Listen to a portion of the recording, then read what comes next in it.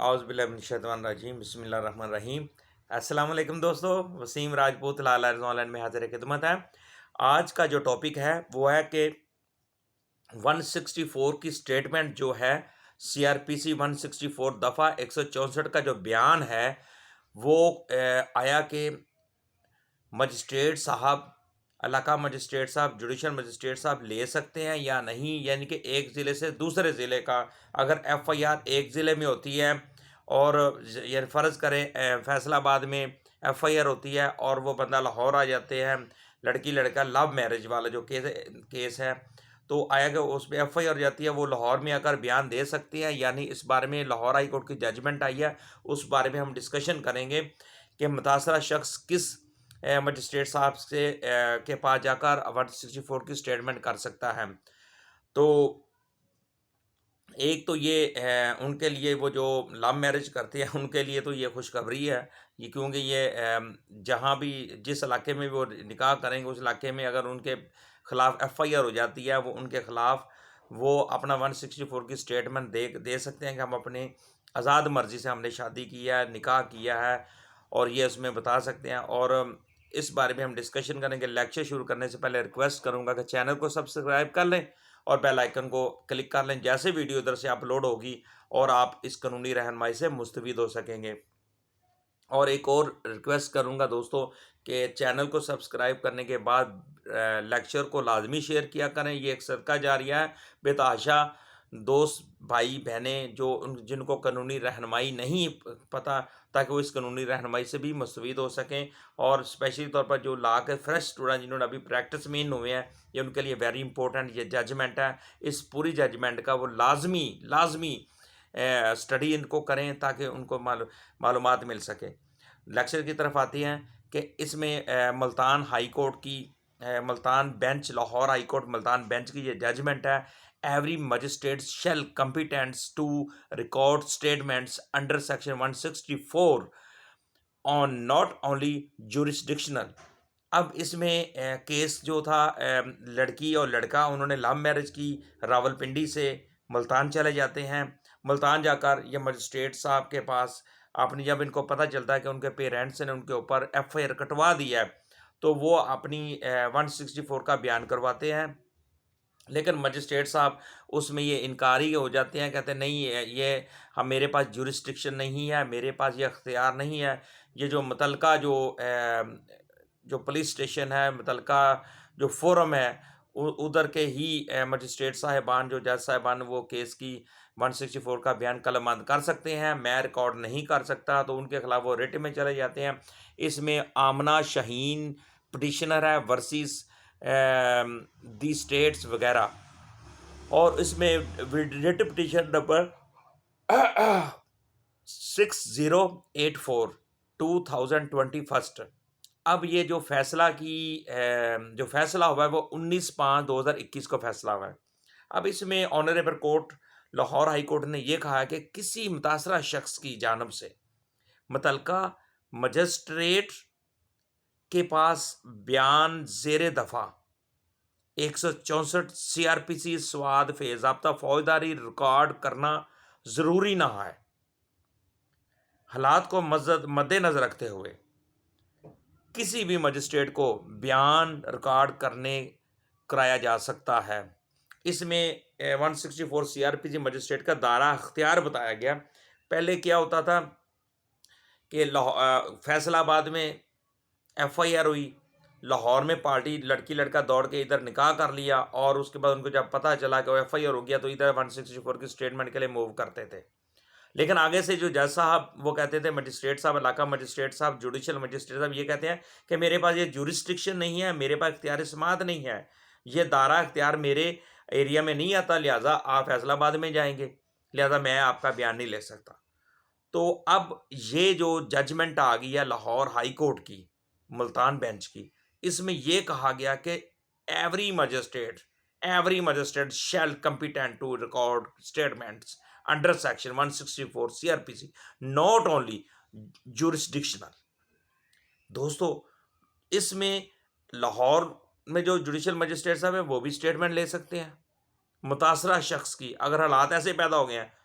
कि वो मोस्टली ये तो लड़की लड़का जब अपना एरिया छोड़ के आते हैं, तो वो फिर उनकी एफआईआर कटनी, तो वो तो कटनी 496 ए का पर्चा कट जाता है, 365 बी का पर्चा कट जाता है। तो जब वो अगवा का पर्चा कट जाता है या फिर 496 का कट जाता है, तो वो फिर बाद में वो उसका तो कुछ तो करना है उन्होंने। अब वो लड़की इधर आके बयान देती है, इलाका मजिस्ट्रेट साहब सॉरी कर देते हैं, फिर वो हाई कोर्ट गए, हाई कोर्ट ने फिर इस चीज़ का इलाका मजिस्ट्रेट साहब को ऑर्डर किया, हुक्म दिया कि आप इनकी जो स्टेटमेंट है 164 की स्टेटमेंट, इसको रिकॉर्ड करें कि आपको उनको इख्तियार दे दिया गया। अब कहने का मतलब है कि अब एवरी मजिस्ट्रेट, हर मजिस्ट्रेट, जितने भी जो जुडिशल लॉ का मजिस्ट्रेट होंगे वो 164 की स्टेटमेंट लेते हैं। अब उसमें ये बहाना नहीं चलेगा कि वो नहीं, मेरे पास इख्तियार समाअत नहीं है।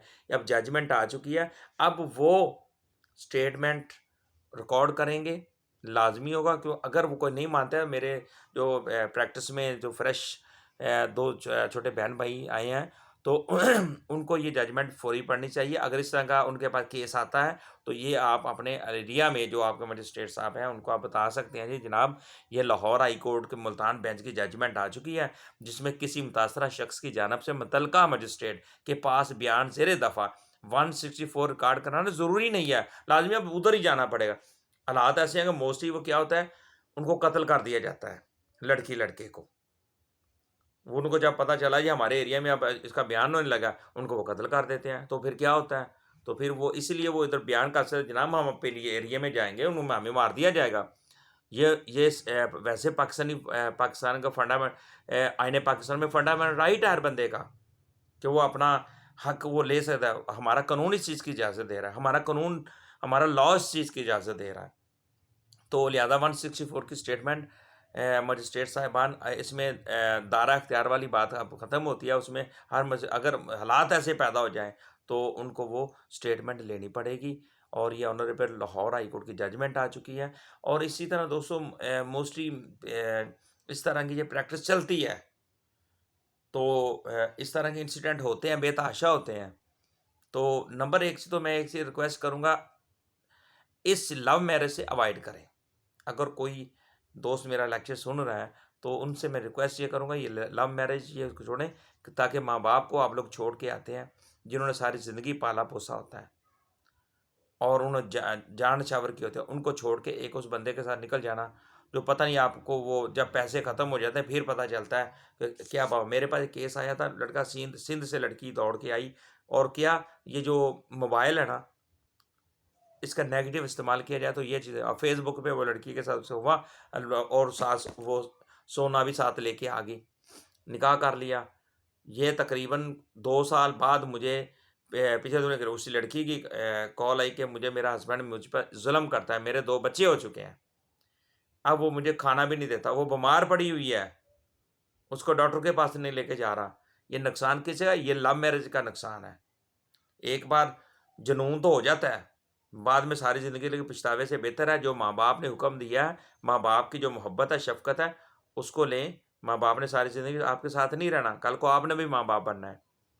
तो दोस्तों इसलिए अब ये 160, क्योंकि मैं तो एक कानून की बात कर रहा हूँ कि 164 के साथ छोटी-मोटी एडवाइस भी दे देता हूँ। तो बात है कि 164 की जो स्टेटमेंट है, ये जुडिशल मजिस्ट्रेट साहब ले सकते हैं। वो उसमें ये नहीं कह सकते ये मेरे दायरा इख्तियार में नहीं है। तो आप अपनी ये अगर हालातों वाक़यात को नज़र रखते हुए किसी भी मजिस्ट्रेट को बयान या रिकॉर्ड आप करवा सकते हैं।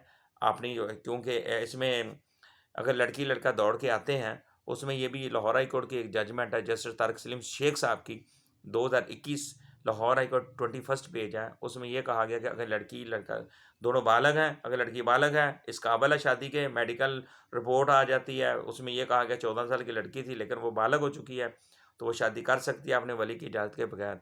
तो लिहाज़ा उसमें तो हमारा कानून भी इजाज़त देता है, लेकिन इस चीज़ कानून भी इजाज़त दे रहा है, हमारा शरीयत भी देती है कि अगर लड़की बालिग हो जाती है, वो अपनी वली के बगैर शादी कर सकती है। लेकिन दोस्तों, अगर एक चीज़ को देखा जाए, ये इंतहाई अपने पेरेंट्स की इज़्ज़त रखनी चाहिए, रिस्पेक्ट रखनी चाहिए, उनके माशरे में उनकी इज़्ज़त है।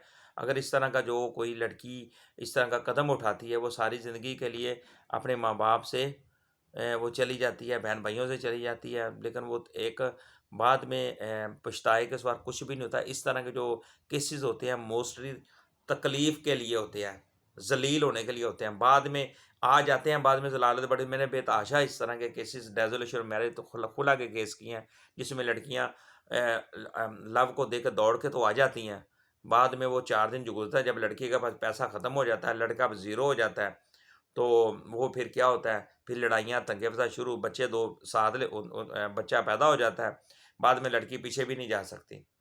फिर वो क्या होती हैं, फिर वो हमारा माशरा में ये खूनख्वार दरिंदे जो हैं, उनको खरीद के किसी को दुबई बेच दिया, किसी को किसी और जगह पे, किसी की टाँगें तोड़ दी और रोड के ऊपर शाहरों पे वो मांग रही होती हैं फिर बाद में।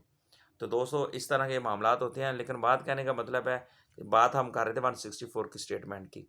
तो इसलिए क्योंकि ये डिस्कशन उसी में हो रही है, क्योंकि रावलपिंडी की लड़की थी, दौड़ के मुल्तान आ जाती है, मुल्तान में उन्हें 164 की स्टेटमेंट करवाते हैं। जज साहब नहीं मानते, हाई कोर्ट ने इस चीज़ की इजाज़त दे दी कि मजिस्ट्रेट साहब को कह दिया कि 164 की स्टेटमेंट आप इनकी लें। मुझे अपनी दुआ में याद रखिएगा, जहाँ रहें सलामत रहें। अस्सलाम वालेकुम।